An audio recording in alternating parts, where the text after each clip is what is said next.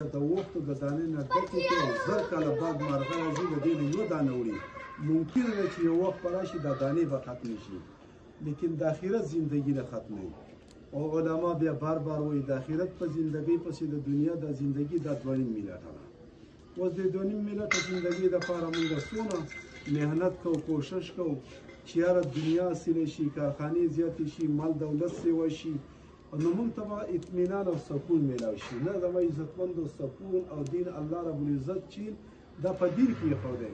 چا زندګۍ کې دین راغی دا انسان به په دنیا کې هم کامیابي، د مرګ نه بعد به هم کامیابي.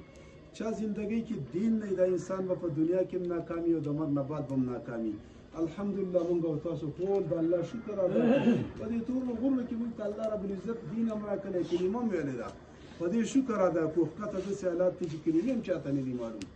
اوس دا کلمه موږ په خپله وایو چې د کلمې الفاظ صحیح کول دي، د کلمې لاندې زندګي تېرول دي، بل ته رسول دي. ځکه د نبي علیه السلام صفا حدیث دی چې چاته یو آیت هم معلوم وي نو دا بل ته ورسوئ.